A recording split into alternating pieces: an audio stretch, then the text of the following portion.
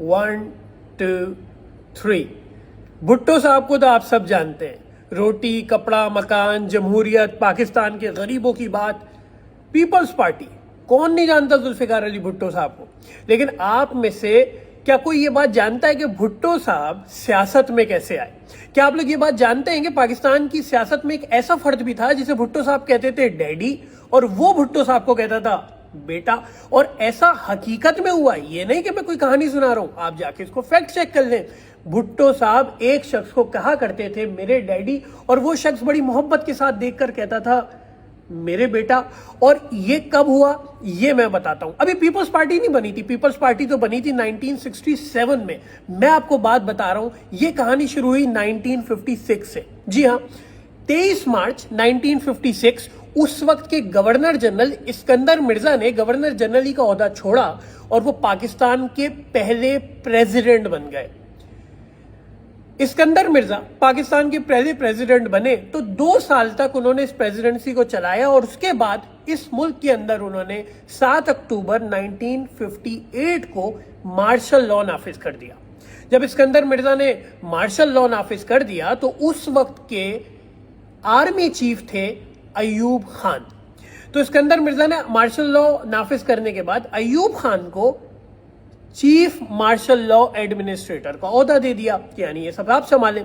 अयूब खान साहब ने क्या किया कि अभी 20 दिन ही हुए थे इस्कंदर मिर्जा को मार्शल लॉ लगाए और उनको चीफ मार्शल एडमिनिस्ट्रेटर का ओहदा मिले, तो 27 अक्टूबर को, यानी 7 अक्टूबर को मार्शल लॉ लगाया, 27 अक्टूबर को आफ्टर 20 डेज अयूब खान ने 27 अक्टूबर 1958 को इस्कंदर मिर्जा को ही अपने नफरी ले जाकर गिरफ्तार करा लिया और खुद बैठ गए एज अ डिक्टेटर।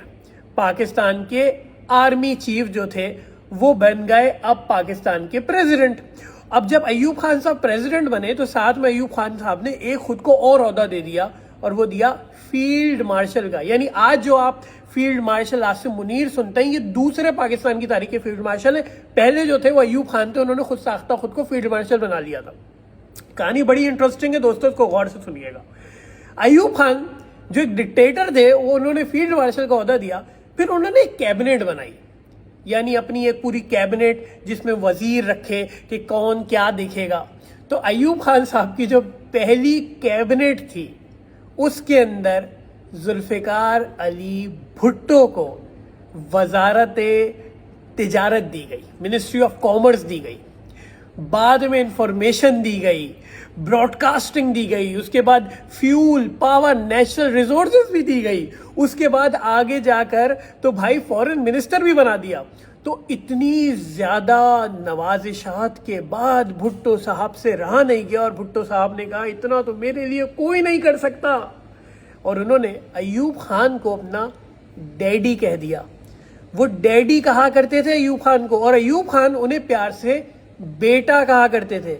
ये फिर कह रहा हूं कि कोई कहानी नहीं सुना रहा, आप चैट जीपीटी से पूछ लें, आप गूगल से पूछ लें। उस वक्त खासकर 1960 से 1962 के दौर में जुल्फिकार अली भुट्टो अयूब खान को अपना डैडी कहते थे।